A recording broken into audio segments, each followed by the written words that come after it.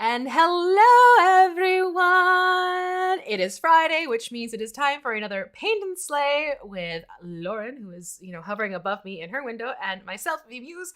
We are going to be walking you through how to paint some minis like we always do, and having some fun chatting and just hanging out and seeing what the chat has to say. But before we get into part 2 of our fantastically, frightfully spiky friends, yes, pretty much. This is Ouchie, and you ended up with Spiky McSpikerson. What do we? I think so. Yes. So yeah. All the spikes, all the multitude of spikes. They're S out for spiky. S. Oh, that's true.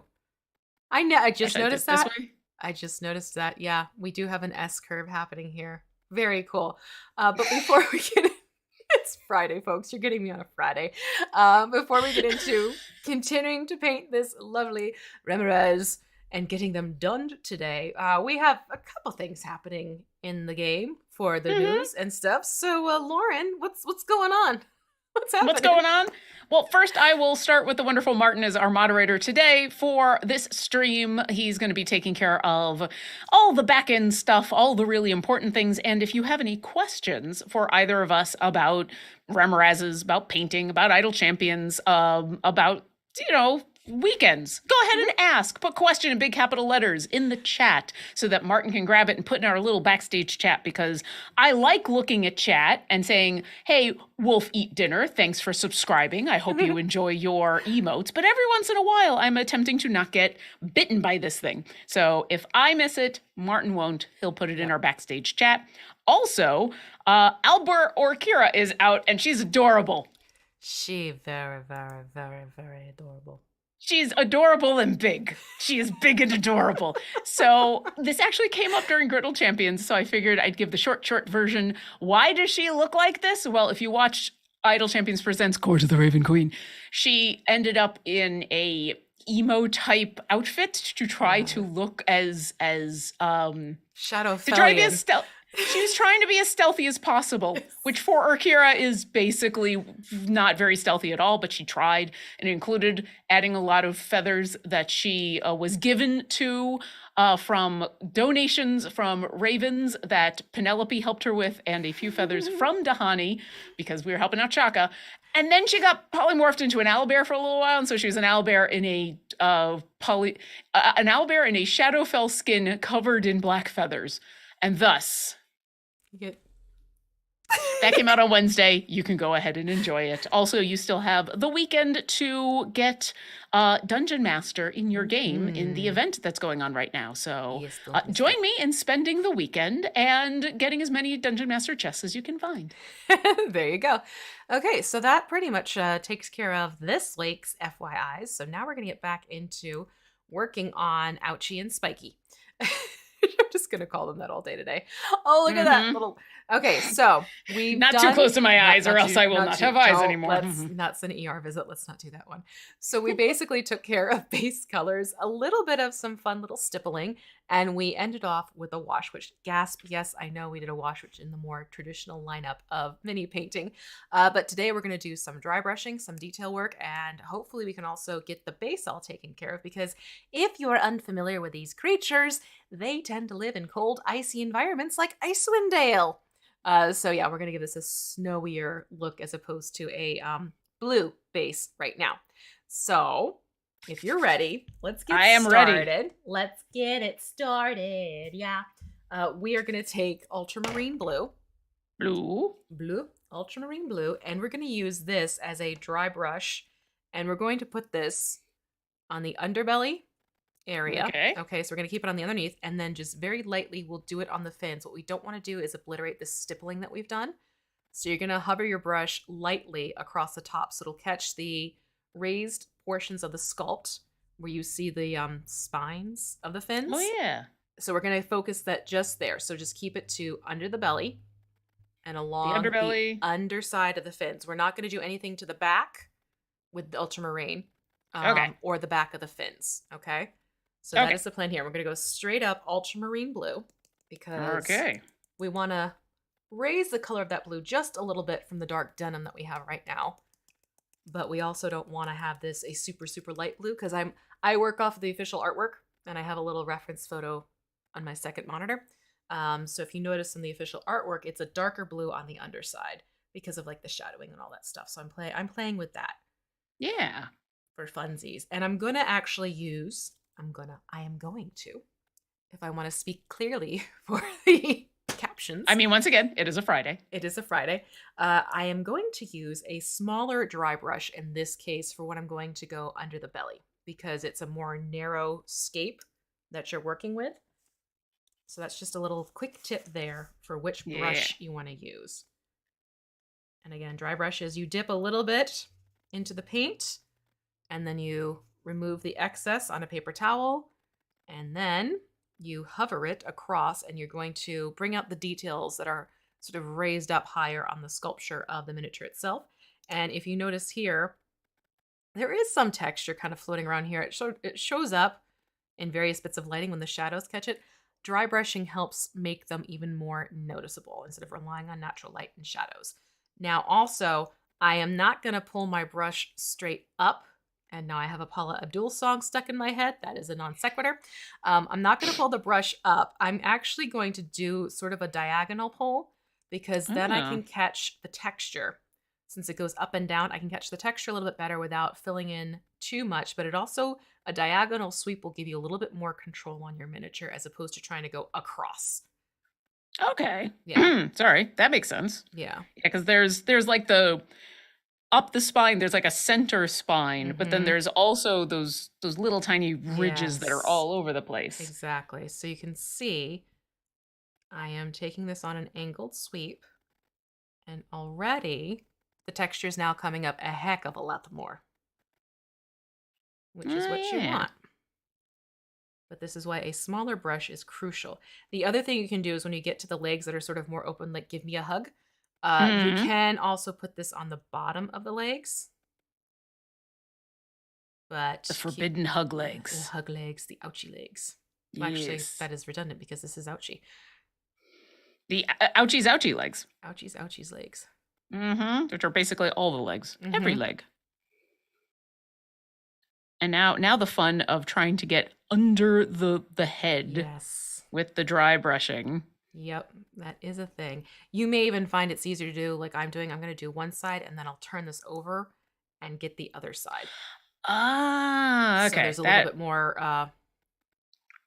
I'm trying to find better phrasing than what just popped into my head. Angles? A better sweeping action, yes. That makes sense. Okay. Yes. I was like, I'll go diagonal this way and then I'll go diagonal the other way and try to get both sides. But I think your technique, I mean, not that this should be a surprise. I think your technique is going to work better. Gee, I wonder why you're the person that we're learning from. I have no idea. It's like you know what you're doing or something and I should listen. Like that. Although I enjoy sharing ideas and different techniques because, I'm still learning different things. If you stop learning as an artist, then you need to reevaluate what you're doing. As my this is true. Yeah. Now, are you also going to try to get like under the chin? Yeah, I will try and get a little bit under, tickle the chin. We'll see when I get up there. Okay. I'm gonna try and do something. So, and don't forget, there's also the back of the tail. We'll want to do this too. I'm not going to get as worked up about along the base itself. Like I'm going to try and get what I can, but quite frankly, this is more exposed to what would be like the sunlight. So I'm not too worried if I don't get too much of the ultramarine blue dry brushed on. The sunlight, aka people who are looking at this mini on a table. Which is basically the same thing. Yeah. I'm also looking at the art and it's got, you can tell it's got like a light source of sunlight. So now I'm going to turn this over and what I'm going to try and do is take the tip of my brush and tickle under the chin with it. All right. Oh, this way. There we go. Yep. Under the chin. Kralin72 wants to know, are the legs arms? That depends. Are the arms legs? I think it's both. Depending on what the function is at the moment. If it's crawling along the ground, they become legs. If they're suddenly lifted up like this and they're trying to grasp at things, they become arms. That's so no, yeah. So what are they doing at that moment? I have no idea. Asking for a hug. Just wants some love. I just like the idea of what they are called is dependent on what current function they are serving, and if they're being legs, they're legs. If they're being arms, they're arms. I mean, there you go. And we decided these are pinchers because we're like, well, what would these be called? And pinchers, they're just pinchers. Yeah, they're danger noodles. Nope, not really. Nope.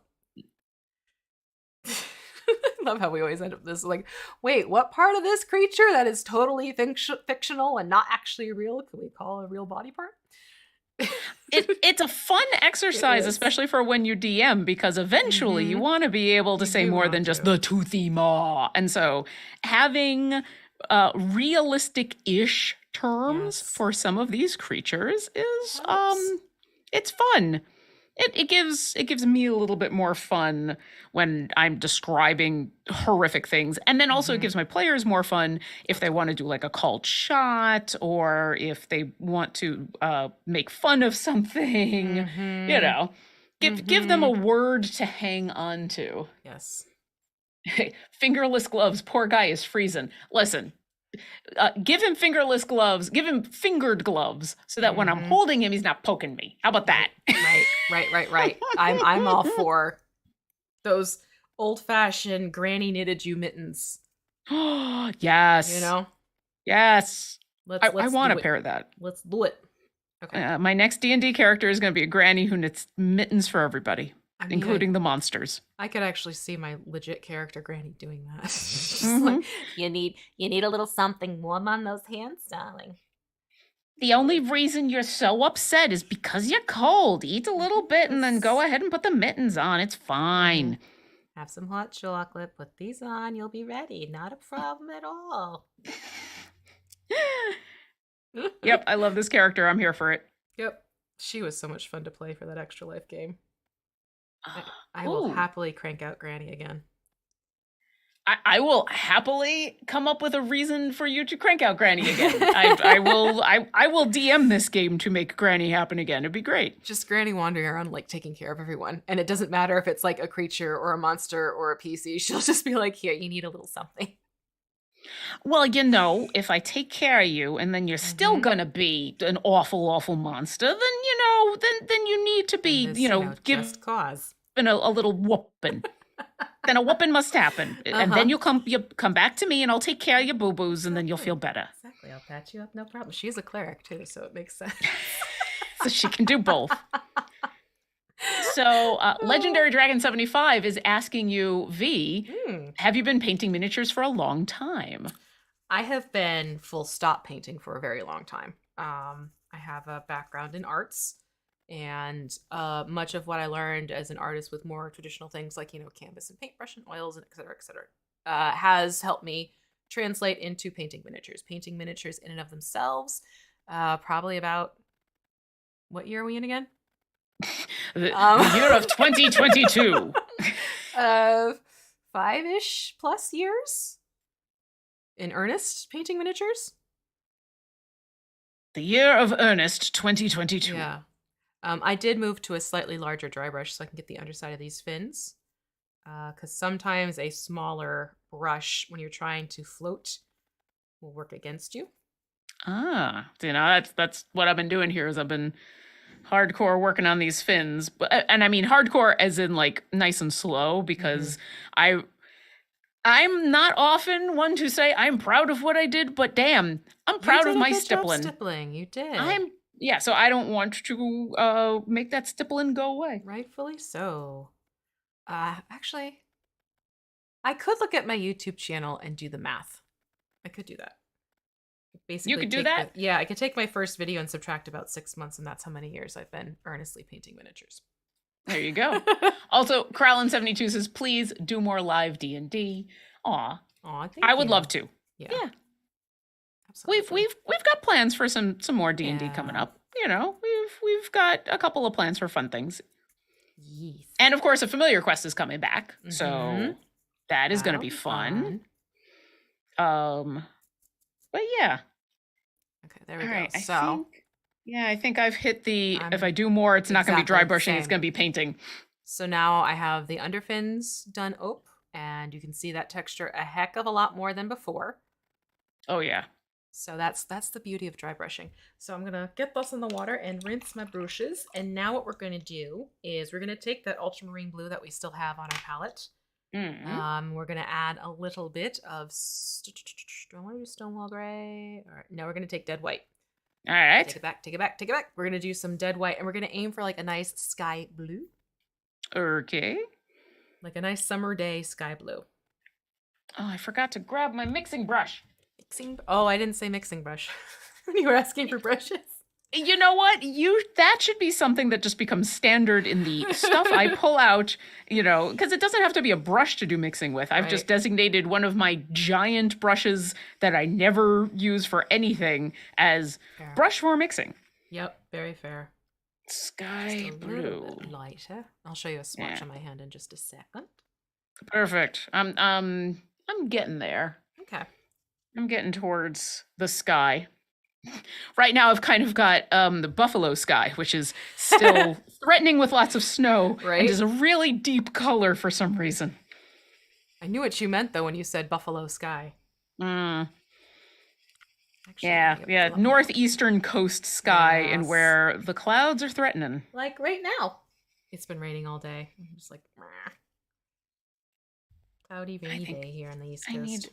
Even a little, I can even see from your... Yeah, I've had to add a little bit more white than I anticipated, which is not a bad thing. Okay, now I'm getting to a nice sky blue. So we'll do a fun little... I be pale, sorry. Hey, listen, fellow pale person here. It's like, let me show you the sky blue. Wait, my hand looks like, cocoon.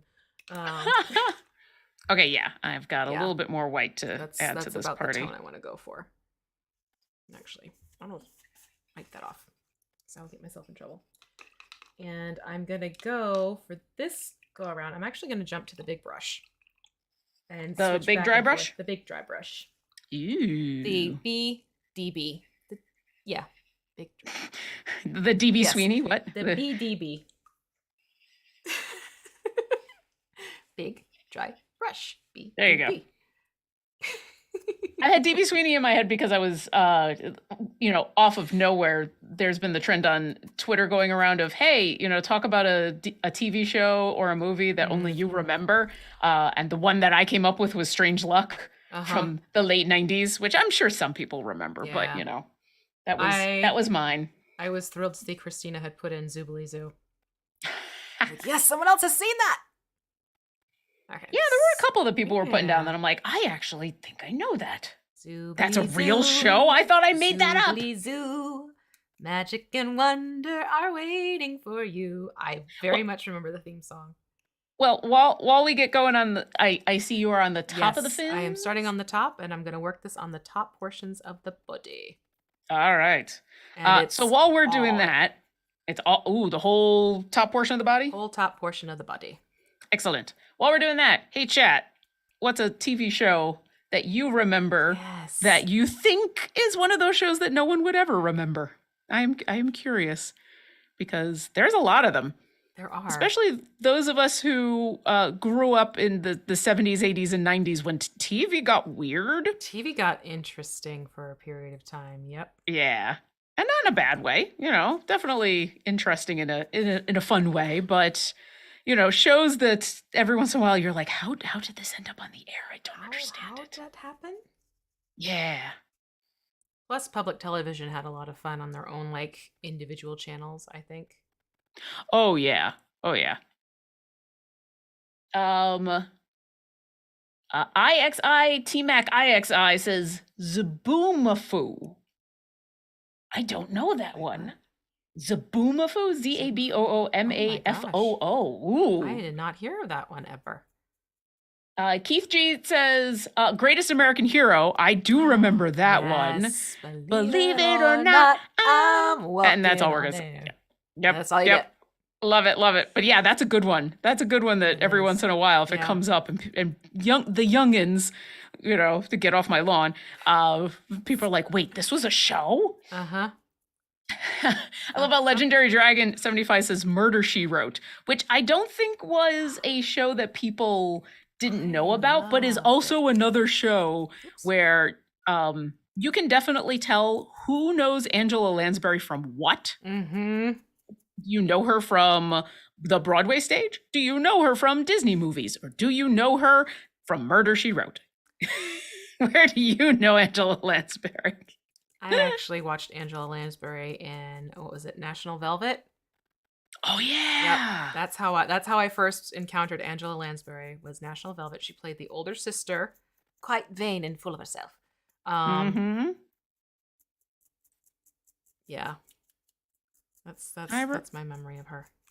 my first memory of her is as uh as I've forgotten the character's name, but in Pirates of Penzance. She did Oh.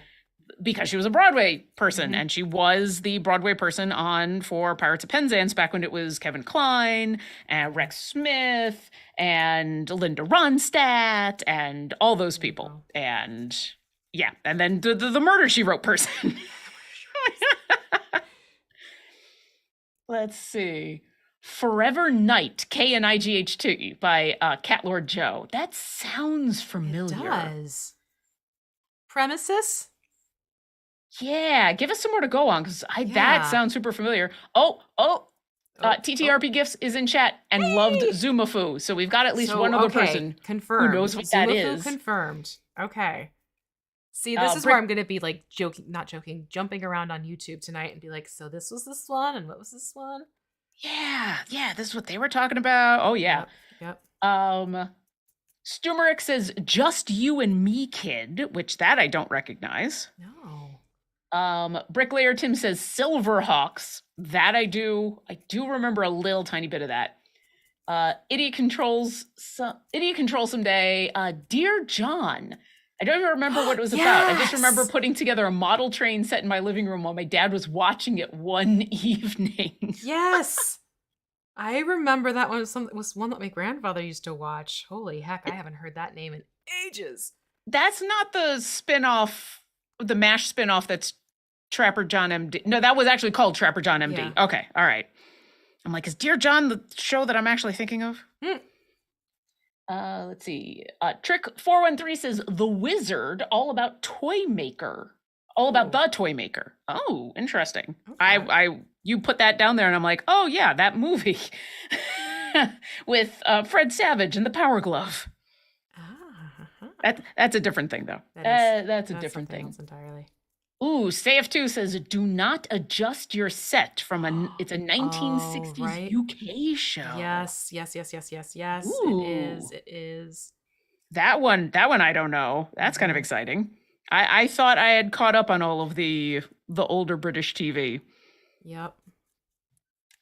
Let's see. That one I got exposed to when I lived in London and got back from town, and it was late at night, and one of the BBC channels had it going or something like that. Yeah, I mean, it just happens. You just sit down and the next thing you know, you're watching something and you don't know why, and you can't take your eyes away because it's just so different. Exactly. It was one of those, not train wrecks. It wasn't a train wreck situation. It was just like, wow, what are you? What is this? What are you? Stumarak says, I watched an episode of Murder, She Wrote the other day that co-starred Captain Janeway. There you go. I mean, nice. Two distinguished actresses who've been around for a little while. Know what they're doing. Real Verge says, The Bugaloos from the Croft Super Show. I still get the theme song stuck in my head at times. That I do not know.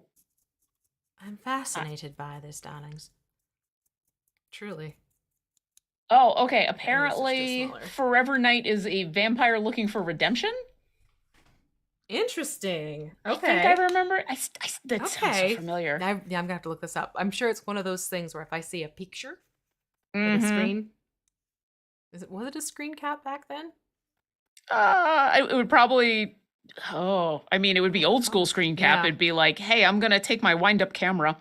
I'm going to take a picture of the TV. What were they called? When it's like you could also like purchase them film frame production screen stills? frame. There we go. Oh, that took okay. me All far right. too long to get to frame. I mean, we're working on dry brushing right now, so that is is understandable. Yes, this is very true. This is also the point in the in where I am so happy that we haven't actually painted the spines yet, because I'd be getting dry brushing all over the spines and something. Yeah, that's why we were waiting. I did go to a smaller dry brush because there's a lot of details around the head. Oh yeah, it's just easier to get to those little nooks and crannies. But look at this face. Look at this face, I tell ya. This so happy, Remorhaz. So happy to be poking and prodding you and being like, hey, pay attention to me, or I'm gonna hug you. Pay attention to me. Hey! Well, there she is. Thanks, Helen. Thanks, Helen, for coming by. I was waiting for an opportunity to bring her out. I mean, there will always be an opportunity there will always for be Helen. For Helen. Absolutely. All right. Now I have the Zoobilee Zoo theme song like looping in my mind. I did it to myself. And that one I do not know, so that one I'm definitely going to have to go looking up. Well, Ben Vereen was in that show. Oh, wow. Yeah. That's also a name I haven't heard in a while, and I've been watching the old Muppet Show episodes. Every once in a while, there's a name that comes up that, especially for Luke, because my lovely partner is being Canadian, often gets some of the references I do not get, and then I often have to explain some of the people to him, because why would he know American superstars, you know? So yeah. That makes sense, though. Oh, TTRP Gifts wants to know, is that Jason Remorhaz? I am mad. I am so mad we didn't think of this before. I'm not mad. I'm not mad. I'm impressed. Like mad, at self. At self, it's like, why did I not make that connection? And also Martin loved Zumafu. Oh, okay. So Martin knows the show too. I'm excited to learn more about this show. Fascinated by this. Mostly because it's a title of a show that is like, I just need to know more about this show. True. Okay, I'm gonna now jump into doing Stonewall Gray, not white. Stonewall Gray. Okay, I'm gonna join you shortly. And I'm gonna sweep over that same area. Actually, well, where are my notes? Where are my notes at? Oh, that's right. We're gonna do Stonewall Gray everywhere, but lightly. That's what we're doing. Okay, and just straight on Stonewall Gray? Straight on Stonewall Gray. It's going to go everywhere, and it's also going to go onto the base. Ah, okay. Because we're all about that base, So I'm assuming start with either the underside or the base, give the top time to dry kind of thing? Exactly. Excellent. A couple people talking about Quantum Leap, which was also a fun show. That was such a good one. That was my go-to I was sick at home show. Quantum Leap is also one of those shows that was probably one of my first introductions to a series end that gave me ambivalent feelings. Oh, shoot. That's right. Forgot how that Yeah. Fair. Yep. Totally fair. But yes, definitely a fun show.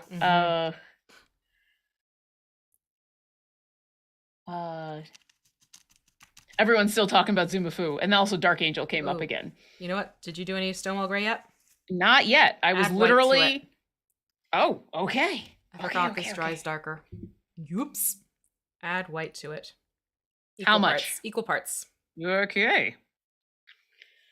Back to my mixing brush. Come here. You literally got me just as I was about to. I literally got myself too to make sure. That's better. Oh yeah, Little Kittens, Jessica Alba, Dark Angel. Okay, now I'm remembering this. Okay. Yeah. I am not usually one of those people who can remember actor or actress's names, but Jessica Alba, that helped. That helped a lot. That's a good one. Yeah. Ugh. Oh God, Counting Coup, Airwolf. Yes. I am a fan of that show. Okay. That was one of those ridiculous 80s show of like, hey, let's give the main character this ultra deadly attack helicopter, but it's the 80s, so we can't kill anyone. So Right. everyone just happens to get knocked out by this attack helicopter. Oh, Lord. Okay, It so was so much fun. I am being very light-handed at this point. I am not looking to make this a huge overcoat. Okay. It is literally just to sort of add a little bit of light to the higher points of the miniature. Okay. So lightest of touches. Yes, feather the dry brush. And I probably will have to switch to the smaller one at some points too. So I'm using the broad one right now in certain areas, but then I will switch over to the smaller one probably soon, to be honest.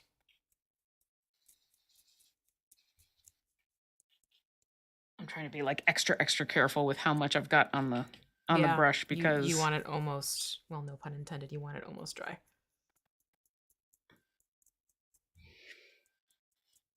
Come here. There we go. Come thither. Grungy Gelfling says, I wanted to play cello because of Airwolf. Ew. That might be right there the greatest compliment to Airwolf that has ever been uttered.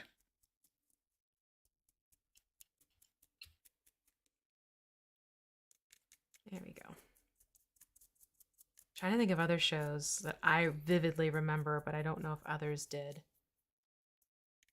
The only one that I could think of was it was Strange Luck, and then there was, I think it was called Brimstone. There was a whole series of shows in the 90s, in the early 90s, that Fox did not know what to put before X-Files. Fair. And this is like at the height of the X-Files, people were enjoying X-Files. Yeah. And so they were freaking out, and they put so many shows that if they didn't take off immediately like X-Files did. And a lot of them are really cool, weird shows like Strange Luck. I think Brimstone, I'm not sure if I remember the title correctly, but Brimstone was about this guy and the devil. And it was, there was 99 people who broke out of hell, and the devil took this guy who was a cop in hell and was like, go and capture all 99 of these people and I'll let you go. Oh, wow. And which is like a really weird, interesting premise. Yeah. I'm blanking on who played the devil, and that was like the reason to go watch. And especially with Lucifer being so popular now, every once in a while, I think back to that other guy. How interesting. Who was playing the devil. Yes, Trick 413, Millennium was one of those, starring Lance Hendrickson. That was another one that I really, really liked. That lasted all of 10 seconds.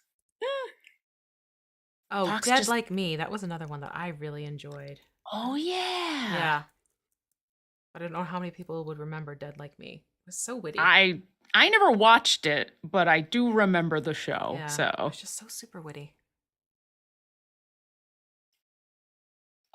Counting Coup says Star Blazers and Battle of the Planets. Battle of the Planets I remember, but Star Blazers I don't think I do. I don't think I do. Nope, that's too much. Oh well. The tail is now slightly more highlighted. That's okay. He's okay. It's okay. There we go. The sun is just coming down directly on the tail. Exactly. That's all it means. You're good. You're good. Not to worry. So many spines. Ow. I know. But now they're all going to be painted and pretty. Oh, Little Kitten says Thunder in Paradise. Oh, that was another one, yeah. That one I don't know either. Ooh. Is it like Hawaiian, right? Was that the one that took place in Hawaii?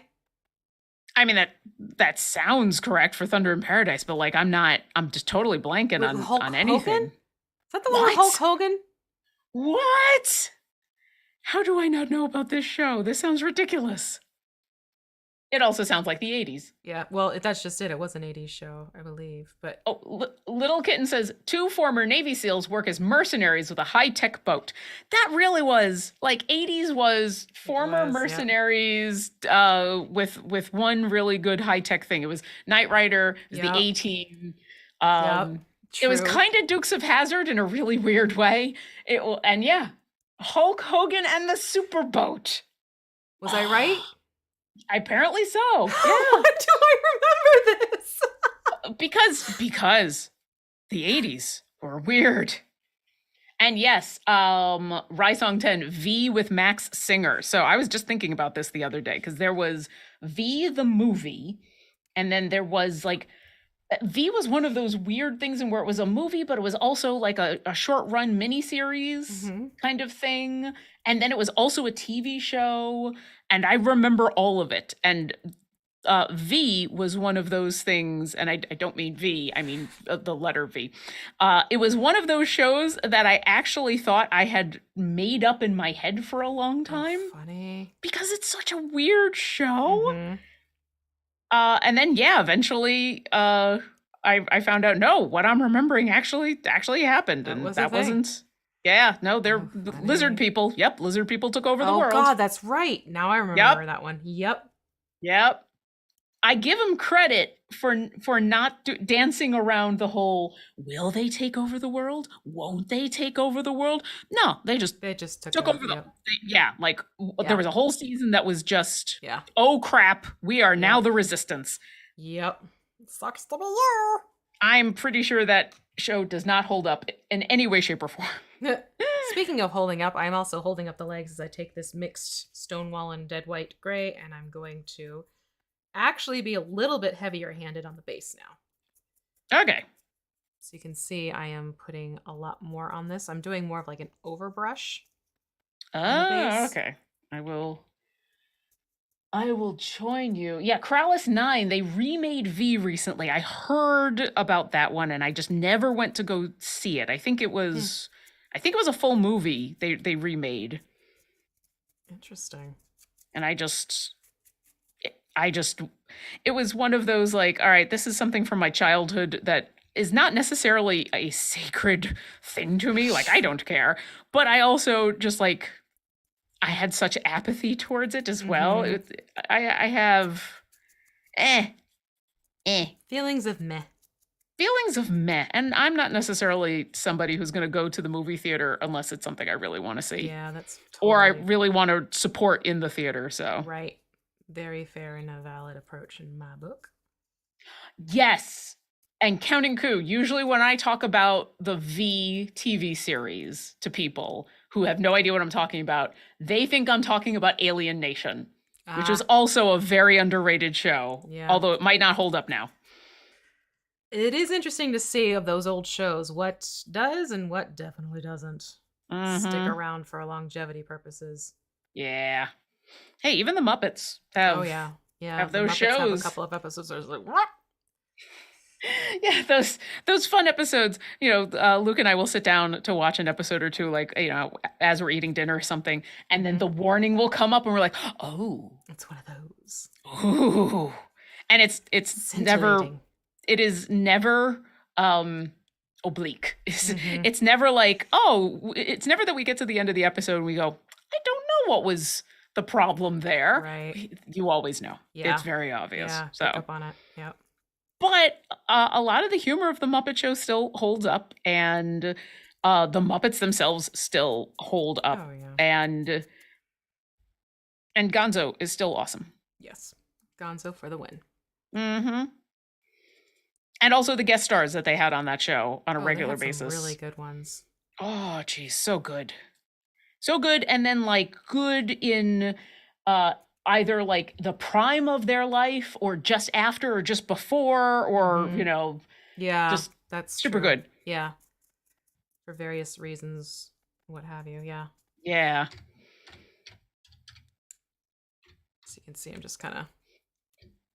Oh, yeah. The snow. You're going very, very. Yep. For the base, I'm going a lot more heavy-handed than just a simple dry brush. It's called overbrushing. Okay. Because we're going to... This has relevancy later on. Well, you said we were going to make it a snowy environment, so Yep. that makes sense. Yep. I am going to go in with a smaller brush and get around the legs because that's proving to be a little tricky. Mm-hmm. Little tricky.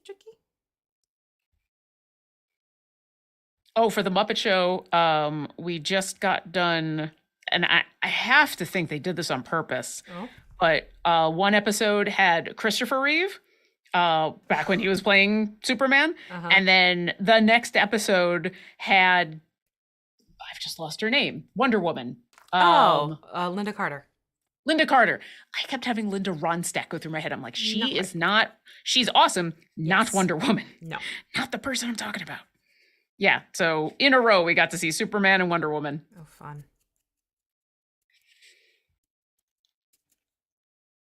Okay, I think I'm going to leave it that. I'm going to slow brush. Sweet Uppers 4 Live says, still waiting for the Goonies 2 movie. Oh, yeah. Fair.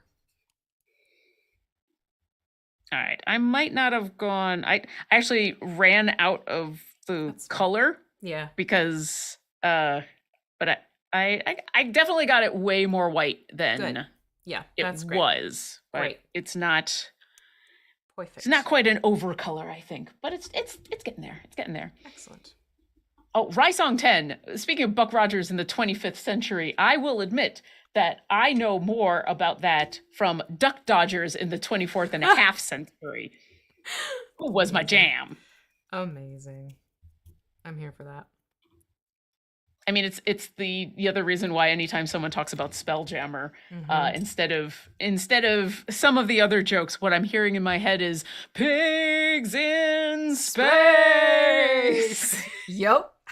And someone is going to do that game, and I want to be in that game. Okay. I want to be in the pigs in space Spelljammer game. Put me in your game. Put me in, coach. or let me run that game. Oh, Limited run miniseries of gifts in space, but it will be pigs in space. I'm ready for it. This makes me ridiculously happy. All right, we're gonna go to straight up bloody red. Straight up bloody red. And we're gonna paint the spikes. Ooh. Yep. Why is my bloody red blowing bubbles? Stop it. There we go.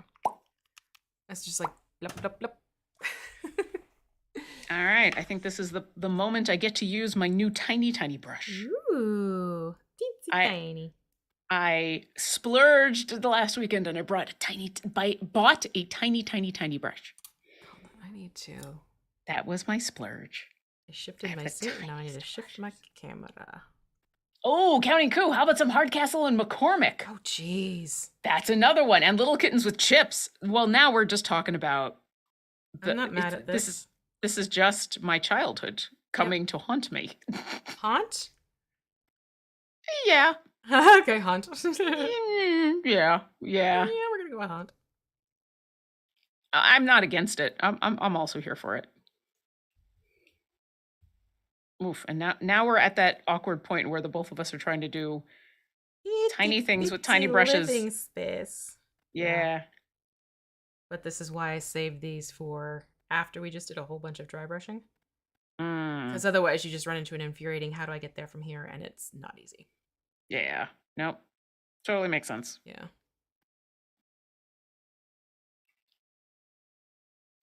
But now I'm excited to use my tiny brush.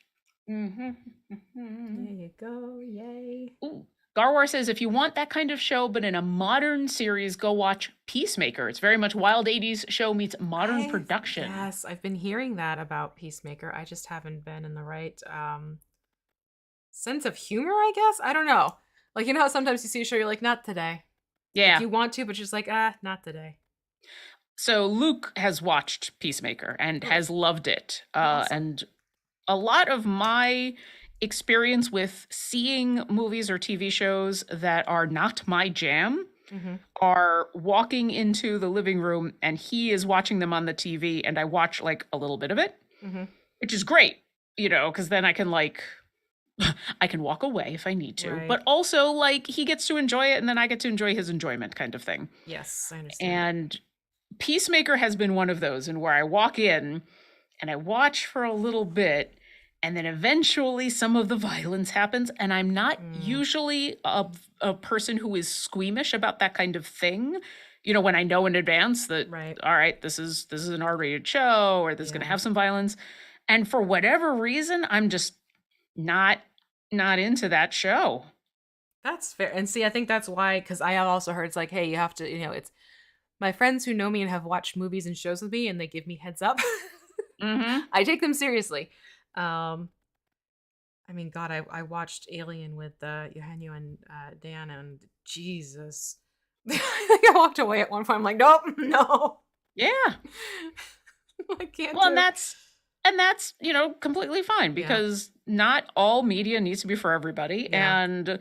And you know what? I can completely understand that something is Mm-hmm. awesome and Mm-hmm. also not for me, like most horror movies. Exactly. Yeah, and I got the, hey, they got good about the cover your eyes. Mm-hmm. Like, thank you.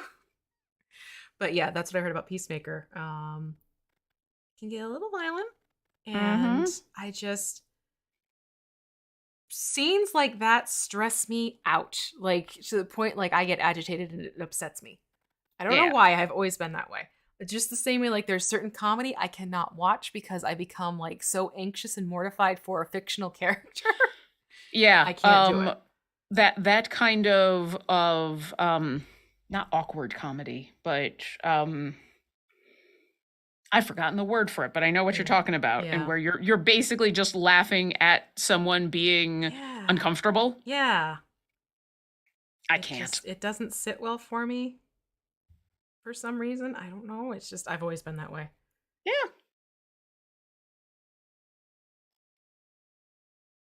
Ugh, little baby spikes. Chaos Mage Cat puts in, gonna have to throw this in, the Golden Girls, which I know what we started with going down this road was me asking about what's a show that you remember Right. that you don't think anyone else will remember. I don't think Golden Girls, I'm pretty sure Golden Girls does not count. However, I do appreciate that the conversation has just shifted to Right. 70s, 80s, and 90s TV Yes. shows that we all remember and semi love for what they were. So Mm-hmm. I am here for Golden Girls.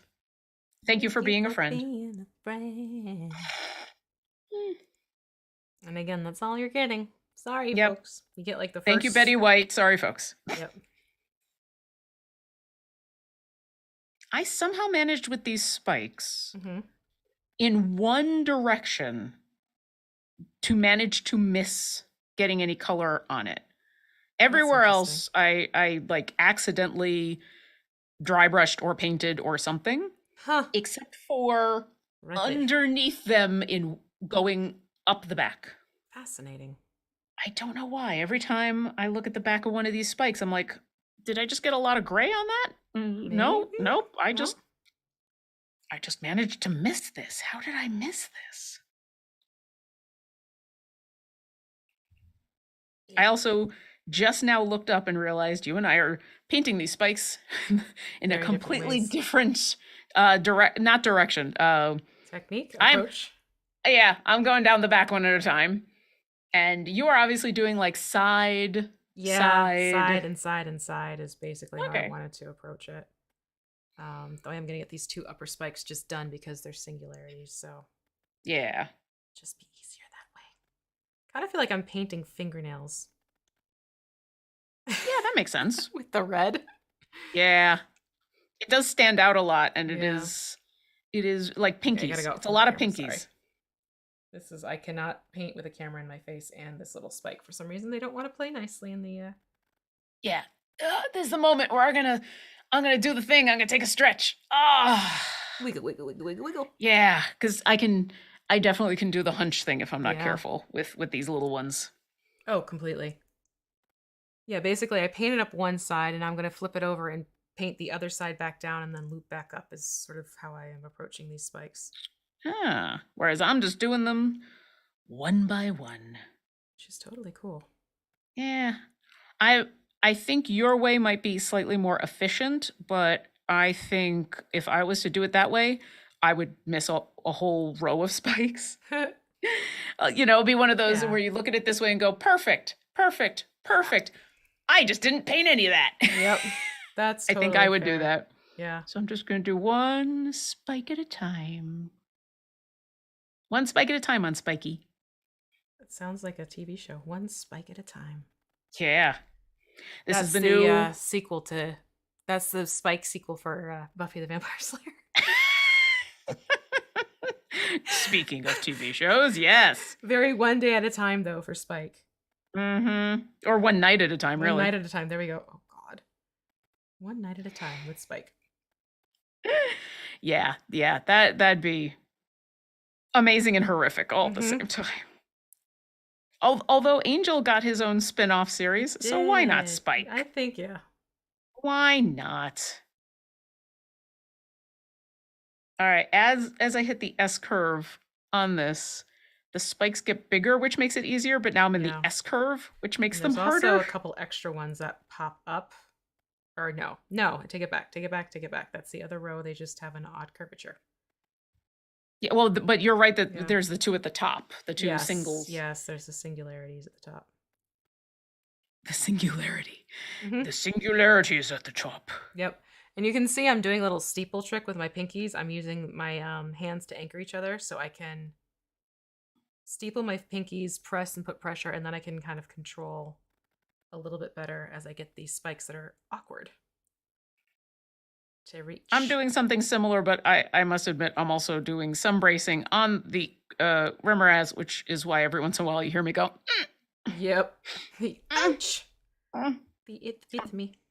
I'm trying not to do that too much, but it's hard not to be honest. It's pokey. It's a pokey. Not to be confused. It's so pokey. Yeah. But I figured this was going to happen. Like I knew the spikes were coming up, and that this is going to be... Delicate's the wrong word for it, but like, all right, I'm going to get poked. It's just going to happen. This is like the... Oh, yeah. Oh, yeah? Original license says Dresden Files, another short-lived TV series, which I know more people who read the book, the books, than watched the TV series, but you are absolutely correct. I enjoyed that show. I was so bummed that one was so short-lived. Yeah. So many of these... So many of these, the reason that people don't remember them is because they were short-lived. You know? 13 episodes, 17 episodes, 20 episodes, half a season here, half a season there. Yep.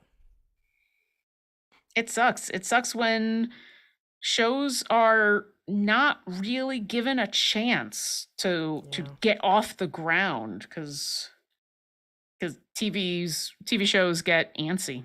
They do. And it's not just at least back in the day, it wasn't just cable TV or network TV. I remember Carnival on HBO. Ooh. I don't know if anyone remembers this show. Clancy Brown in Carnival. It was a 2-season show, and it was outstanding. And it ends on this horrific cliffhanger because they thought they were going to have another season, and then nope. Bummer. And HBO used to be the place that you went that used to be better at that, but they just, for whatever reason, that show got canceled, and it's still, that was such a cool show. Huh. Yeah, if you can ever find it, so Carnival it's about a traveling carnival during the Dust Bowl. Ooh. And the focus of the show is on the people in the carnival, but specifically this kid who joins, who has this mysterious past and is just kind of a roustabout, and the people that he is working with at the carnival, and then in a parallel way, this preacher played by Clancy Brown, and it's this supernatural show. It is there's a huge supernatural, possibly biblical, possibly end of the world storyline going on. I say possibly because they never finished it. So I don't know. Aww. And literally one of the most interesting things about it was the show, it doesn't paint Clancy Brown's character as the villain, Mhm. although he's certainly at odds to what Ben is doing, the other main character who seems to have powers. Okay. But he's not a bad person. And he's not really trying to be Awful. evil in any way. He's just a little misguided. And then right at the end, at least in my mind, and spoilers for the end of a show that doesn't end, the last episode of the second season ends on this huge cliffhanger that makes you think that maybe Clancy Brown's character has been the good guy the whole time. Oh. And the person, and that Ben, the one at the carnival, is either the bad person or is the one being misled. It brings a lot of things into question, and then it ends. And then they don't give you resolution. Oh. Mm-hmm. No likey. You no likey that. I remember that was my Sundays. When I moved back to Buffalo for a couple of years, the apartment that I was in didn't have laundry. And so on Sundays, I would drive to my parents' house and we would watch, we'd have dinner and watch Carnival, and I would do laundry. Oh, how sweet. Yep. And we were so upset. Well, rightfully we were so upset at the end of that show. Oh, I look over and everyone's talking about Angel. I mean, yeah.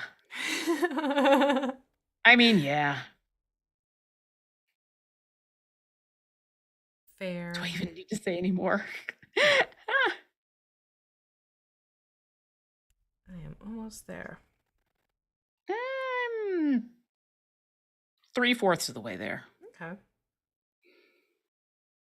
Yeah, I think this is proving that your method is faster, but like I said, at least I know once I finish this, I know I will have gotten each of the spikes. Well, and that's just it. It's what you're comfortable with doing. It's not a speed paint.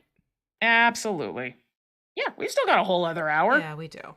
We absolutely do. Oh, I guess this is a good time to mention, we will actually be off next week. We will be taking just a week break. We will be off. I think originally we were going to have an owlbear paint going on, but a bunch of us are taking a day off. So no paint and slay next week. And then I should know what we're doing the week after, but I have... Oh yes, the Modrons. Modrons. I'm like, did we announce that? Did we talk about that? We have not talked about it yet, and I need to pull together the list of paints, but I can guarantee you it's going to be things like beastie brown, leather brown, gold, bone white, black, maybe some bloody red, and maybe the ultramarine blue. Yeah, because that Modron, it's Modrons because it's a 2-pack. Yeah, so I'm excited about Modrons. So you got 2 weeks from Modrons. Yes. For the Great Modron March. Because those who are longtime fans of Idle Champions of the Forgotten Realms knows that that's the next event that's coming up. And even those who are not longtime, even those who are new, because it's a pretty standard schedule. So, yep, we got the Great Modron March coming up next. And so, what better time to do Modrons than then? I think it's a perfect time to do the Modrons. I am going to work on getting the eyes painted up. I've got the final couple of tail spikes. Ba-da-dum-bum. And final tail spikes. Kind of like a greenish blue for the eyes. Ooh. So I'm going to, but they have like a shininess to them. So I am taking some silver and I'm going to put a little bloop of silver to the side and use that as my base. I'm going to take a little silver. Actually, I should probably do like a little bloop of ultra. I'm going to put a little thing of blue next to that silver. And I've already put down a little bit of yellow. So what I'm going to do with a separate brush is pull the blue to the silver and get that mixing. So it takes on a bluish tinge, which it is just about to do. Yay, there we go. And then I'm going to take a dab of the yellow Show you with the camera now that I've done some mixing. So you can see the silver is now blue, but it has a nice little shiny quality to it, which I want for the A's. And then I'm just going to steal a little touch of yellow. Meanwhile, I have just finished the spikes, so I'm going to Hooray. do a little bit of catching up as soon as I wash off this brush. Just adding in that little touch of yellow to kind of tinge it so it's more of a greenish tone. Looks like I need a little bit more yellow. But yeah, that's what we're doing for the eyes. Start with silver, add some blue, add some yellow to get a silver, almost like Statue of Liberty-esque blue, coppery thing going on there. Good color to describe this as. Silver and yellow. Yeah. Whoops. So it'll end up being kind of like, it's not showing up so well. Kind of like a gray green, like a sage green, a shiny sage green. There we go. Shiny sage green. Found my color descriptor. And since I was taking care of spikes, forgive me as I repeat back what I think I remember you saying, which was start with the blue. Start with the silver. Start with the silver. Start with the silver. Add in the blue. Yep, and then add in some yellow. Okay. And then I'm going to add this to the oils.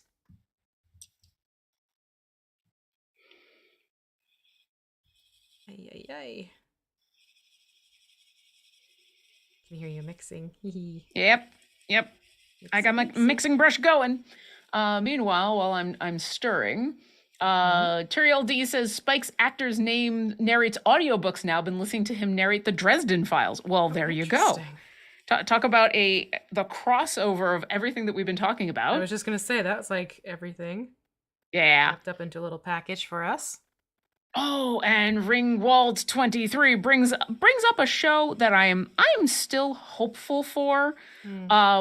What the heck happened to Westworld? Oh, that's a good question. I know, right?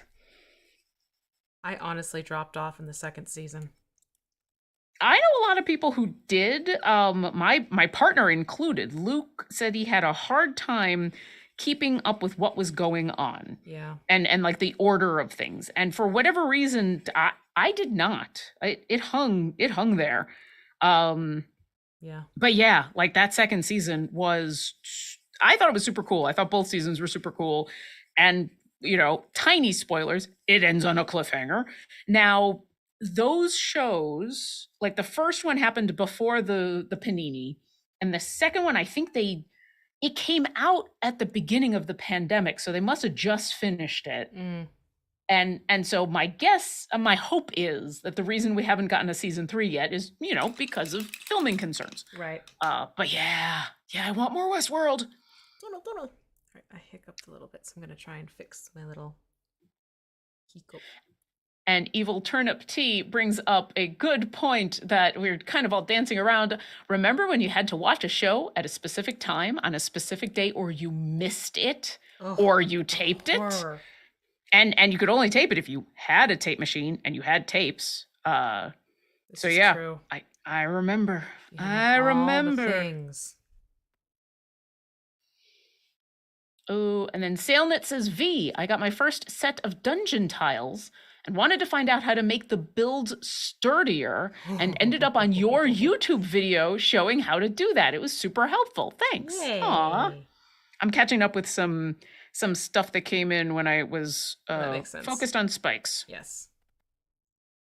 And now I'm focused on eyes, so I'm sure more stuff is going to be coming in. So once again, thank you, Martin, for grabbing all that and helping out in chat. I really appreciate it while I am glossing over eyes. Yes. So if for some reason you hiccup slightly like I did, I took the light blue that we had used for dry brushing and I basically just eyelinered the eyes to cover up where I hiccuped with that color. And it solved it quite nicely. Just a little oopsie-daisy trick. Just remember, hold your breath so that you don't hiccup. But breathe every 10 seconds. Hold for a count of 10, breathe. Hold for a count of 10, breathe is what I like to advise. Okay, so that is done. Ay. You got? I think I got. Excellent. Okay, Now we're going to go to, we rarely use this one, the orange fire. Oh, yeah. I think is this the first time we've opened the orange fire? I want to say yes. I want to say yes as well. I think, Yeah. did the Beholder have orange fire? That's the only thing I could think of that had. I don't remember. Maybe? Chat will tell us. Chat, help us. You're our only hope. Yeah, I think this is the first time we have. All right. Anyways, orange. We're going to take orange fire and we're going to do a little bit of dry brushing with that along the spikes. So you want rewind. Wording is fun. You want to again do smaller controlled strokes with this, as opposed to like big broad sweeping strokes. Which as soon as I get my brush ready, I'll show you what I mean. Dab a little bit. Try and brush that off. And then I gotta get the right angle going on here. Oh, wow, come on. And then I'm just going to very lightly start dry brushing it along the spines. Are you doing the whole spike? Yep, the whole spike. All right. Now you don't need to get it towards the base. In fact, it's better if you leave it so that the red is sort of, here, this one's a good example. See how I have the red sitting closer to the base? Yes. So you're focusing it on the upper portion of the spines. You don't have to get it as close to the base like we did with the red painting it on with the detail brush. Okay. Yeah. Yeah, because especially on the one that we've got on the screen right now, down there. Exactly. It is kind of a fiery orange on the top, but then kind of create a glowing effect is what we're targeting right now. So we're going to layer with orange. Spoiler alert, after we do this with orange, similar idea, but again, keeping it further up the tips of the spikes, we'll go in with yellow, the sun yellow. And then we will do a sweep with just the dead white, and it'll kind of give it this glowing effect. Ooh. Come here, you. Kind of like what I did here with the lava effect in the mouth. Oh, yeah. Or the magma That's effect, cool. I should say. Yeah. I like having minis at hand where I'm just like, come here, I can show you what I'm talking about. The other funny thing is every once in a while I think you're grabbing your cat. I don't know why. I think you're just like, hey, come here. I do talk to my minis. And my cats. I don't know what that says about me. Crazy cat mini lady? I don't know. Nah, I think anyone who's going to spend this much time, like I talk to my oboe and my reeds when I'm working on oboe reeds. There you go. There's a lot of negotiations with inanimate objects if you spend a lot of time with them. Yes. I think that's just human nature. Or at least I hope so, because that's what I do. That's my story. I'm sticking to it. There. Mm-hmm. You get me. You get me. You've also got me. Ow. Ow. Let go. Let go. Louch. All right. Ooh. Turi LD also has one of your, I don't know if it's the same wet palette that you have, but it is another wet palette. Shout out to Everlasting Wet Palette. Those things are great. I recently reopened mine after having not painted my Warhammer minis for maybe 6 months. Oh, dang. The paints were still moist. Wow. That's impressive. Amazing. Yeah, mine is the Red Grass Games palette, which I like. I like how that works. Yeah. Endowment 13 says, my daughter is very artistic and has taken an interest in painting miniatures. Is there a basic starter set type of paint you would recommend? I think this is where we talk about the Discord. Oh, then hold on. I was not ready. I was not prepared. That's why I said it before I actually, I appreciate that. It's probably a good thing for me to drink now anyway. You should come. We'll talk about specifics, but if you forget or you need to know where you can find them for later, if you come to our Discord, discord.gg/idlechampions, drink. We have a paint and slay channel where we have pinned in that channel not just the basic supplies that we need that you would need to paint along with us, the paints, the brushes, the things that you're going to use week after week. But then we also put in there the information for each of the miniatures so Yes. that you can go back and grab all that information. So as we rattle this off, if you forget, come to our Discord, and not only can you get all that information in a one handy dandy place, you can also just hang out with a lot of good people who are also painting minis of D&D things and some non-D&D things, and then also people who are playing Idle Champions and can help you with a lot of good information about that game. So you can paint while you're gaming. Exactly. It's fun. But V, what are we using right now? So right now what we're using in terms of paint colors is the Vallejo game color line, which you can buy them individually. You can buy them in sets. If you go to your game store, they have starter sets, beginner sets, and things like that. If you want to get devoted colors, or not colors, paints that you can use for minis. However, if you're just starting to dabble in it and you said your daughter is artistic, I'm wondering if your daughter doesn't by any chance happen to have craft paints already at home. Your classic acrylic craft paints from places like from Plaid, known for their craft paints, as well as Craftsmart, I think is the other company.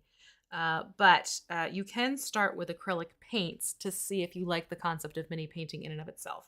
And really, you can technically start with your three primary colors, red, blue, and yellow, as well as getting a bottle of white and a bottle of black and a bottle of a mid-tone brown, because then you can start mixing your colors and making your own custom colors as you go along. That's a great way to get started with mini painting and getting a feel for mini painting.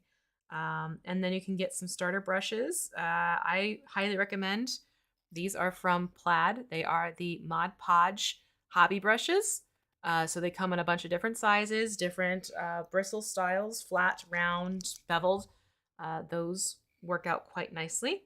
And you'll want things like paper towels and some water for rinsing brushes, and use a paper plate for your palette. But yeah, that's sort of how I would like to get people started, is just get your basic colors going. You can mix colors together.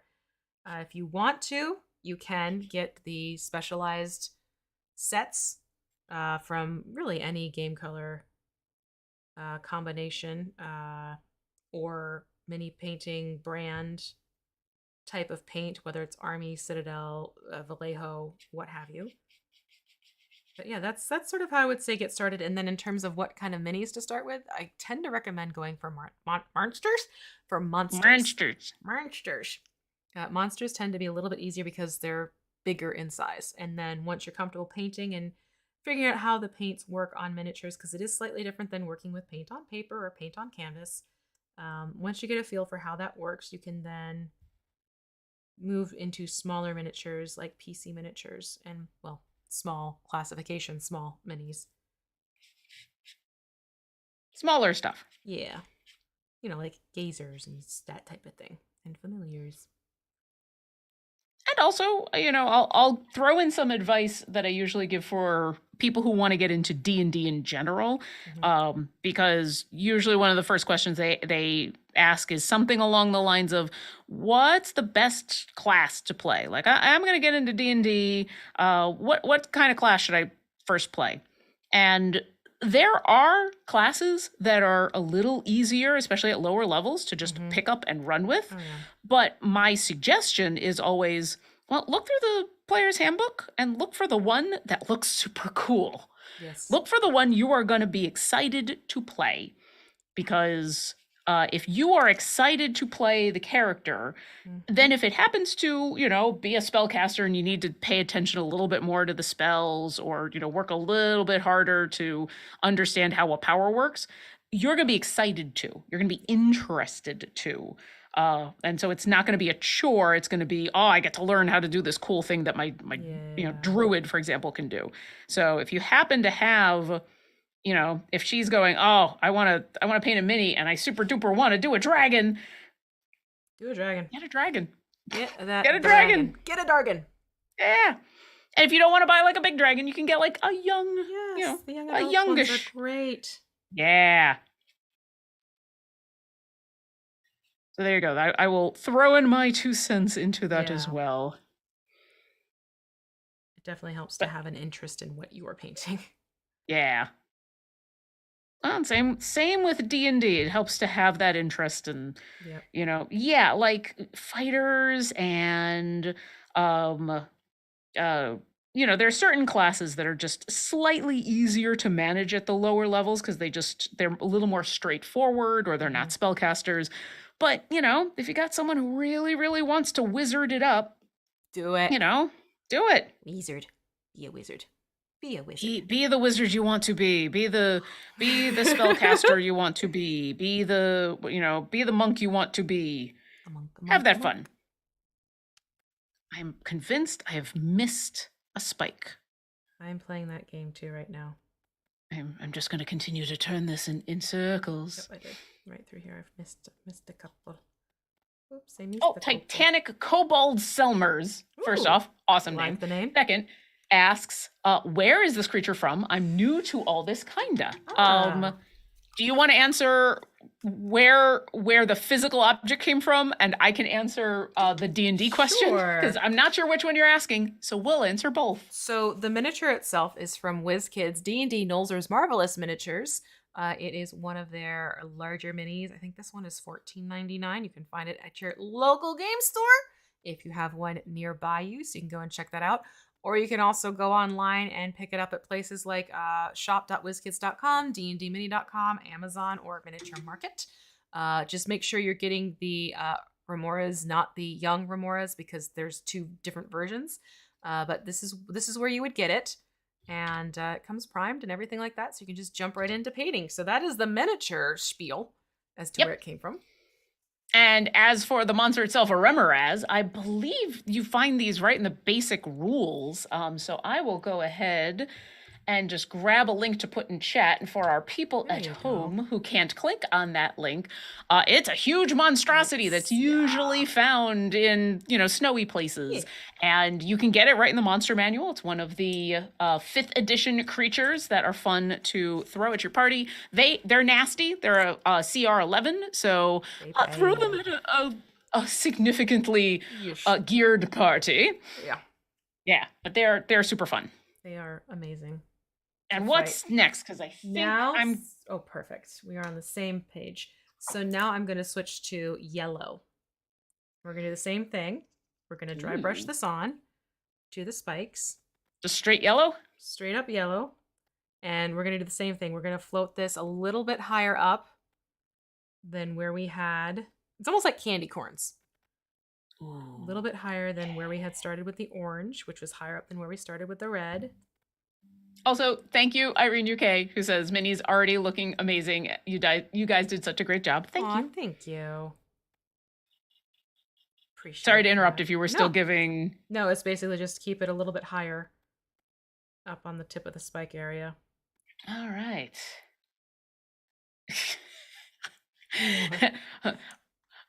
Brian Corgito is in chat, who says, you Remorhad me at Runaway. Hi, Brian. Well done, sir. Well done. Well done. Applause. All right. Just getting the tips here. Just the tiny, tiny bits of the top of the spines with a yellow. That's all you need to do. It's weird. It's dry brushing, but then it's almost more than dry brushing in a weird way. In a weird way, yeah. Because I almost feel like I'm putting too much on just because of what we're doing, but it's not. It's just like the tiniest bit at the very, very top. Tiny little bit. It looks like more than it actually is because the colors are feeding off of each other. Yeah. So the orange has already acted as a great base for the yellow, so the yellow will look like it's popping out more, like there's far more on there than there actually is. But that will lead to the effect that we're creating when we go back in with the last round of doing this with white. The last round. Yeah, because we are getting to the end of this puppers. Yeah. Because we'll go back to the spikes with just the dead white and dry brush that on, and it'll kind of give it almost like this glowing looking like quality. Oh, wow, these tiny spikes are... They're tricky. Oh, jeez. Oh, Yep. no. These tiny spikes are nothing but the tiny tip. Like, there's so little to grab onto. They're wee. They're absolutely wee. There we go. And yet, still able to completely bite into my skin when I hold them the wrong way. That They may be tiny, but they are still deadly. Tiny but fierce. Absolutely.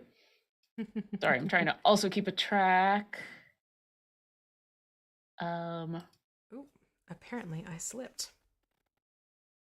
CF2 says, I have an image in my mind of a black dragon. I'm not sure if it's a memory of an image I've seen before or just a new thought. Some of its body and limbs are glossy black. The rest is all matte flat. It also has some silvery details. Is there such a creature in the D&D world? I think it would make an impressive model. A black creature, glossy, and the rest is matte flat with some silvery details. I mean, that does kind of sound like a dragon. Yeah. A black dragon. Because there are fairly few D&D creatures that are black. Oh, and it's tricky to paint them black. That's another story. Oh, yeah. You've talked about how black and white creatures, black creatures that are all black and creatures that are all white, so like black dragons and white dragons are kind of some of the more challenging ones to paint just because of the color being so the same. I can't believe I got all the way to the bottom. I'm like, I'm done. And I just realized I didn't do these top two spikes. Oops. These singular little spikes, or big spikes at the top. I totally missed them. Yeah, I haven't gotten to the other side yet with the yellow. Still chugging along here. Loop, loop, loop. Yeah, I will think about this. I mean, I'm certainly not an encyclopedia of D&D. So it looks like a dragon? What was the description? I'm not sure. Some of its body and limbs are glossy black. The rest is all matte or flat with some silvery details. They're picturing a black dragon, so probably something with that body shape. But honestly, I hope people in chat have been able to help you, because I'm drawing a blank besides an actual black dragon. Yeah. That might just be what that is. Plus, there's been some fantastic fan art of a variety of dragons. Oh, yeah. Different art depictions. Especially when Fizbins came out and the Gem Dragons got introduced into 5th edition. I think that finally encouraged people who wanted to just go all out with colors on dragons. Yeah. We're like, let's do this. Yep. Let's go. Doesn't matter. Colors. Let's just make it cool. Colors. I want some. Steel Wolf 171 says, my gaming group basically told me that I couldn't play a spiritual fighter focused on martial arts due to my history of playing wildly chaotic characters. I guess they just didn't want me to run a monk. But hey, we need to feed that to Dexter. No. He already has too much power. Do not give him more. And Kevin Bolware has a mini painting question, technical question. Can you paint over a sealed mini like if you use Mod Podge? Yeah, you can paint on a sealed mini. It's not that the sealant will force the paint to go away. Just make sure you're sealing again, and also be careful how many layers you're putting on. Like if you want to do a touch-up thing, yeah, you totally can do that. Just again, it's if things are starting to gather and layer up too much, that's where you want to be careful. Also, I did see that suggestion from ye old Dice Goblin in chat of a Displacer Beast, which might be one of the only other few creatures that are mostly black. Yeah. And it would be a matte black because they're a furry creature. Yes. That they are. Goodness. I had to stop. I think I was at the point where I'm like, I'm just going to start painting these yellow if I keep going. Fair. Totally fair. I am almost there. They're definitely popping. Which is what you want. Now they're a little bit more obvious, too. They become like their own little warning devices. Danger spikes. Danger spikes. I mean, really, aren't all spikes danger spikes? Usually, yeah. Aren't we all just danger spikes? Aren't we all just a little bit of a danger spike, each one of us? Mm-hmm. Waka, Come for the mini waka. painting, stay for the philosophy. Why not? Oh, a dark mantle. Nightwalker. Those are also good suggestions. Dark mantle, yeah. Nightwalker, maybe, but I mean, again, depending on the art you're looking at. yeah. We're just trying to find the classic, Yes. something that would be from the Monster Manual art. So it could also be that you're remembering, something custom done. Yeah. That is definitely a thing. Cool custom thing, which is, okay, happens a lot. Now we're gonna go to dead white. I'm dead serious about dead white. And for this, dead white, I'm going to dry brush that onto the spikes again. I'm gonna try with a small one. That's not too wet still. I'm trying to think of where I left off and where I can start. And where is the white also going on the tip? Is the white going? The white is going to go onto the spikes themselves, lightly, and it'll create sort of like this hot white effect. All right.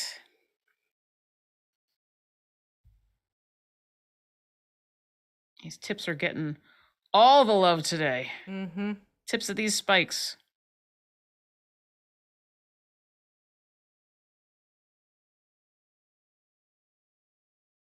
Yeah, this is sort of a fun way to nod to glowing hot, as opposed to just, it's red, it's hot. Yeah. Yeah. Well, and this reminds me a little bit of, I mean, not exactly the same colors, but when we did the myconids of, this kind of layering effect so that it's a gradient up. Yes, yeah. Although some of my spikes are a better gradient than others. That's totally okay, though. But There's also some awkward angles, which is making it tricky. I will very much confirm on that one. Yeah. But yeah, that's kind of what this is reminding me of, and it's super cool. Yeah.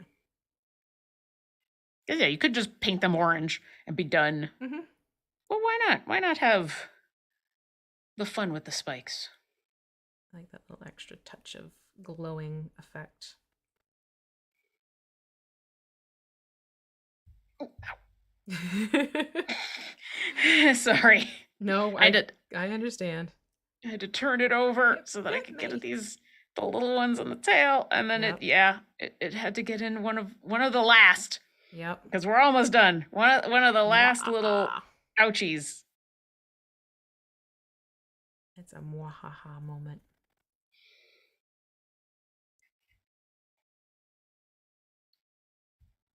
Oof.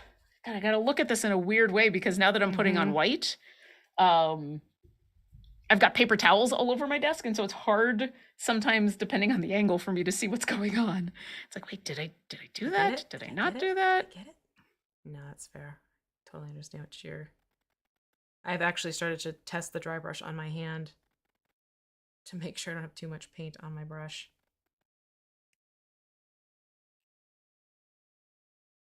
But I think I'm getting there. Awesome. Once again, I do not have the nice up close camera, so I will just be having to take lots of pictures once this is done.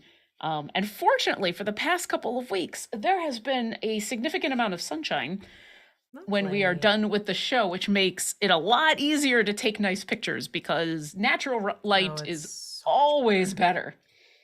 So much better for your mini pictures. That's usually why I tend to take my pictures like the next morning.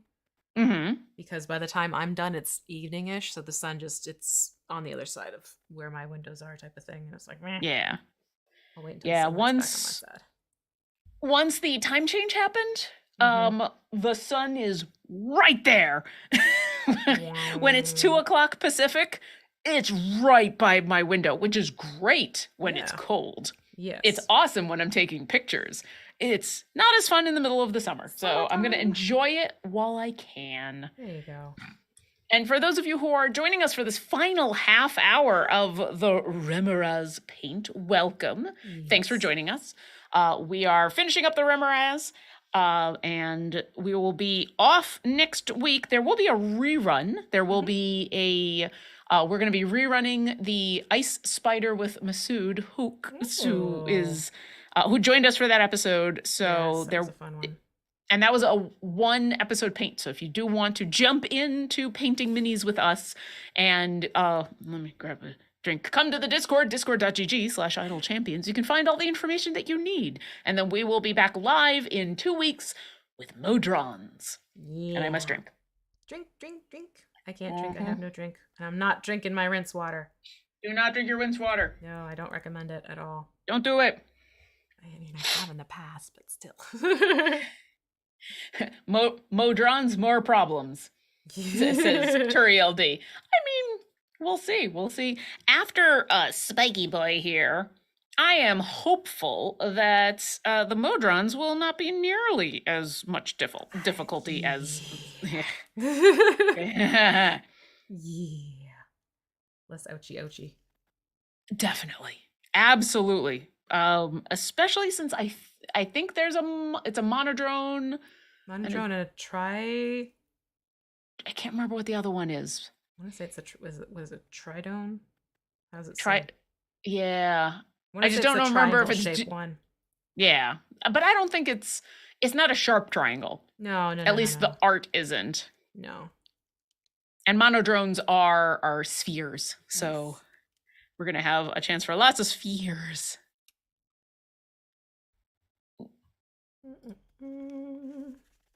Can we get a focus shot of yours as well? Yes, I will definitely take pictures afterwards.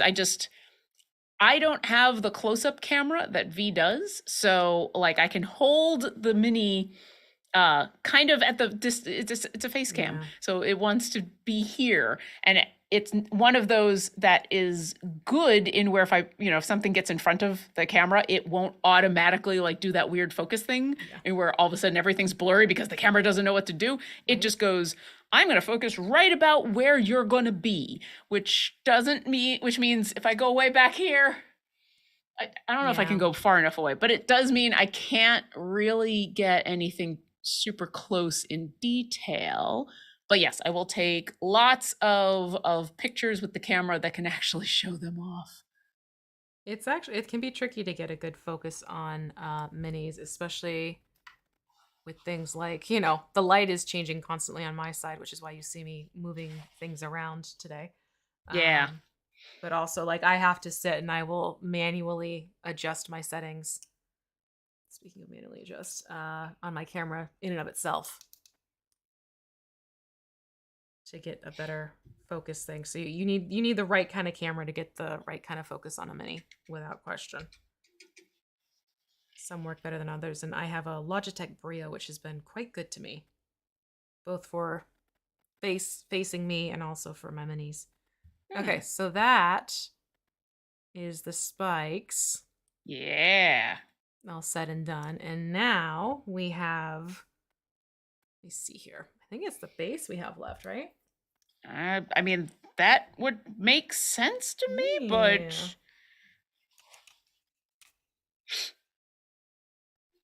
Yeah. I'm glad that you could find a relaxing stream with us, Turiel D. And also Titanic Kobold Selmers. Thank you very much for the paint. I wish I could join in with y'all because this looks fun as hell. Hey, listen, if you're just enjoying watching and chatting along with us, then we are happy to have you. Exactly. All right, so I am going to thin my white down so it's kind of like a glaze. Okay. So it's going to take some drops of water and thin it out so it's kind of like skim milk. Okay. And then we'll paint the base with that glaze. And then we do have one more step, and my bad, I forgot we had the Casandora wash. Because if you really want to make this glow, if you put the Casandora wash on top of the spikes, it'll give it that vibrant glowing effect, which is what I had done inside the mouth of this critter. But that's okay. Yeah. We'll you remembered and we'll get to it. Yeah. So I have this thinned out white, and I'm just going to start painting the base with the thinned out white. Work on lifting some legs. This Remorhaz does lift, and oof, is it hard to lift it? Yeah. Okay, come on, legs. And the reason why I have thinned this out to a glaze is because I want the other colors that have ended up on the base to also play through, because yes, it's snow, and yes, snow is quote unquote white, but if you look at snow collected on itself, it actually has a multitude of colors that sort of play through.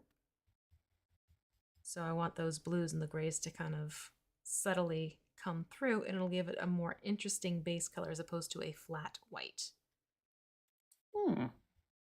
That makes sense. But it'll probably be one of those things in where you won't notice it as much until it dries. Exactly. Yeah. Especially right now because I'm getting flare back from the light playing onto the dampness. Ow, ow. Why the legs? Know, why legs? Why? Why legs? Why? Why you gotta do this to me? Not friend, foe. Mm-hmm. It's all right. It's almost done. It's almost done, and I can point at this mini far in the future when people say, what mini are you the most proud of? And I'm going to say, that Remorhaz, I had a fight with this Remorhaz, and I won. That's what I'm going to say. I didn't paint this Remorhaz. Mine. I fought with it. I fought the Remorhaz, and I won. Mean, not the Remorhaz. That is totally fair. There are some minis you definitely go to battle with. Mm-hmm.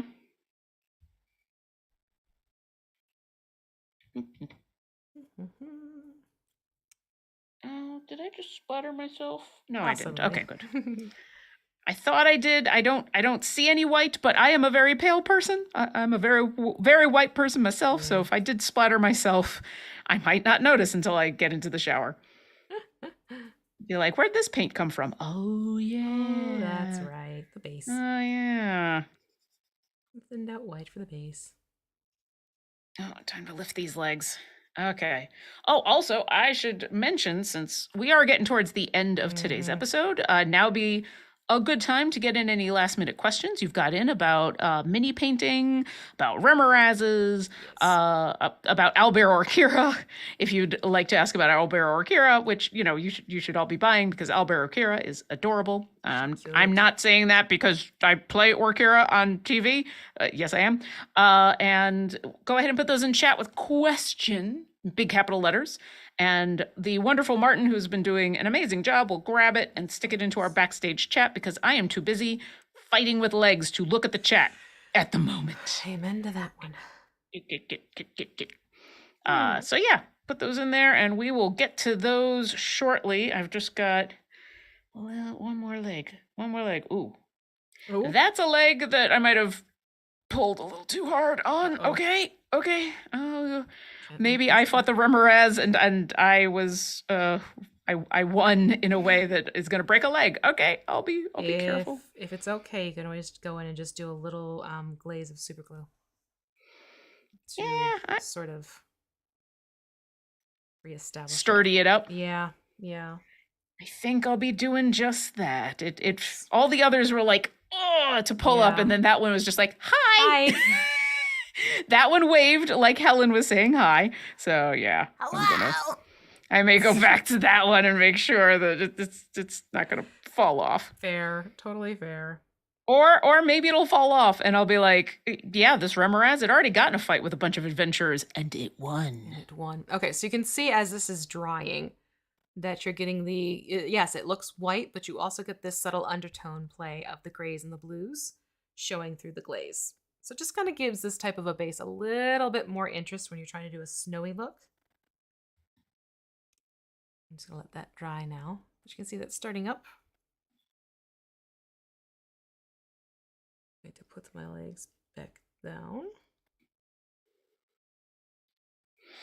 Yeah, and I think once I'm getting the same flare back. Yeah. I'm getting the same thing. Yeah, it's definitely very much, hi, what's going on? I'm gonna rinse my brush. Wow. Neon says, showing off the miniature in the future. See that blood effect on the spikes? That isn't paint. This is how metal you are when you paint minis. Mm-hmm. Literally blood, sweat, and tears. Intentional or not. Right? Yeah, that kind of gives you an idea of how this is drying now. Ta-dum. And now I'm going to, I think we are pretty much done with the palette parts. I'm gonna, no, okay, I know you two want to be friendly, but let's not get that friendly yet. No hugs yet. I'm gonna get that Cassandra yellow wash. Yellow? Oh, this is the wash. The wash. Yes. The wash. The wash. It's the wash. I got you from somewhere. And you're gonna want a little detail brush for this one. Little detail brush. I happen to have my new one. Yay! And for those at home who might be playing along who don't have a wash, you're gonna take, you want to take that sunny yellow and put in a little bit of the orange fire to create like a cheap orange juice color. Like, you know, when you get orange juice from a concentrate can, you want it to be that color, and then thin it down. And that'll be your wash. You want it to be like a broth-like consistency. So I'm going to take the Cassandra yellow, and I'm going to hold this upside down because I don't want this pooling too much towards the blue. So hold it upside down and going to wash the spike with that. And it'll just give it this fun, like, intense, glowy, shiny look to it.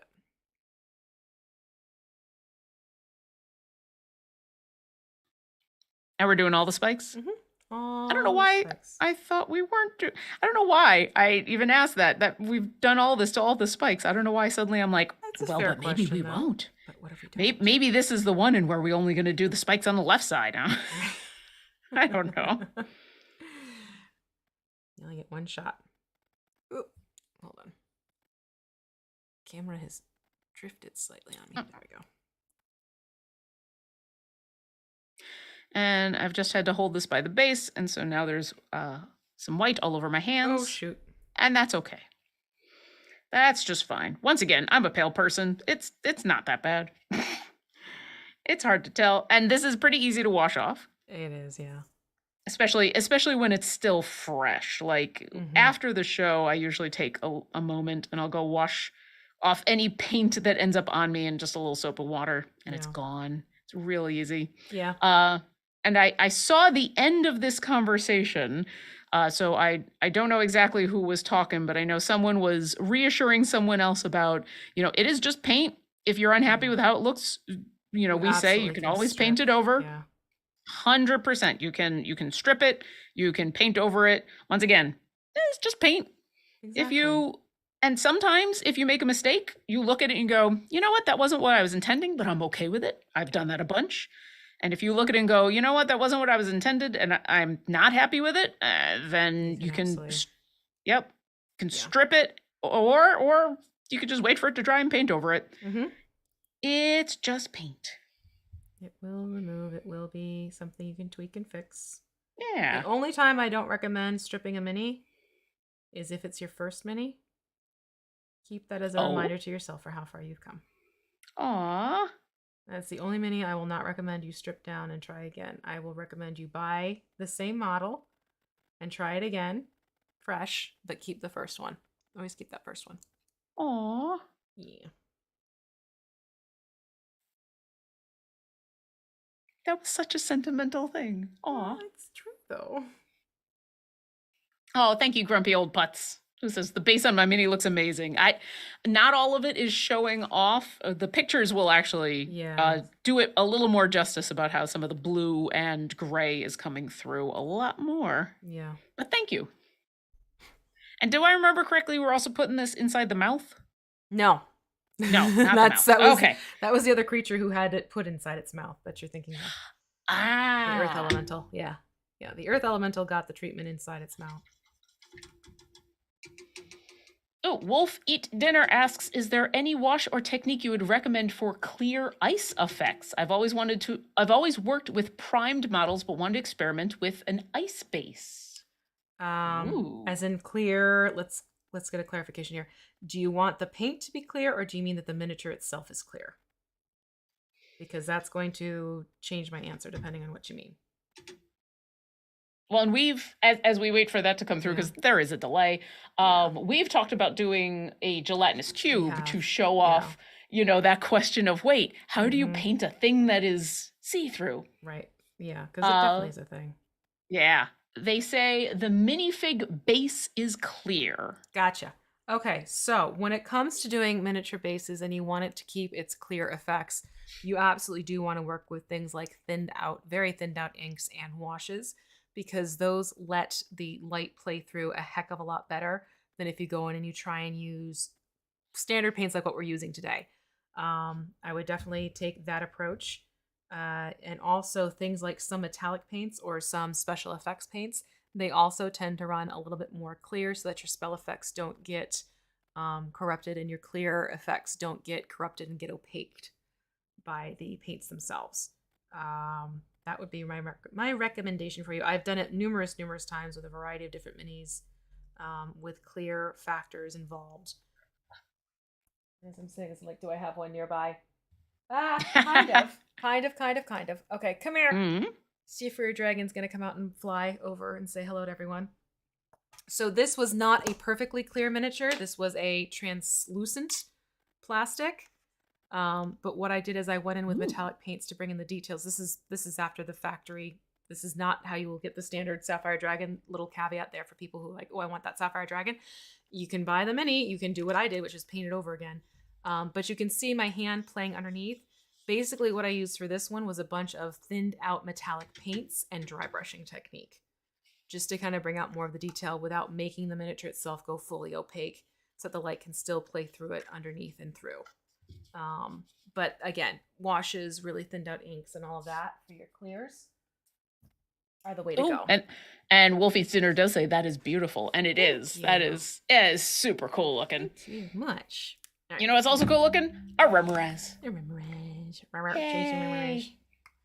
Jason Remorhaz. I am mad I didn't think of that one. Because I'm sorry, ouchie. This one's already ouchie. And this one's already spiky. Yep. But I have a young one I could paint up, and that one we can name Jason. There you go. I love how you just always have another one of these lying about. Just there you go. I have so many minis. I'm trying to get better now. Like, I'm trying to do a mini a weekend for myself. Like, just paint a mini I've been wanting to paint for myself and get it painted over the weekend. Much because I'm realizing I have a massive backlog of minis that just have not been painted yet. So yeah. Whereas I'm still working on getting a massive backlog. I don't know if I want one, but apparently once you start down the mini road, forever will it dominate your any drawers that you have left. I do have a couple of unpainted minis floating about that were from the before the paint and slay times. So I should pull those out. You could, yeah. I am not playing the Did I Get That game? Yeah, I've put mine down because I'm going to take a second. I'm going to say thank you to everybody for joining us, because we're at 148. Yes, like this flew by. If you have been joining us for this whole time, thank you. Thank you for your questions. Thank you to Martin for being an awesome moderator and a producer and helper on this entire endeavor. Thank you to V, as always, for being lovely and teaching us the ways of mini painting. Stick around, because we've got Garwar's Guide to Everything afterwards, who hopefully will not have as much of a spiky time as we are having and won't be saying ouch quite so much, but you never know. You never know. Stick around for Garwar. Anything else you wanted to say, V?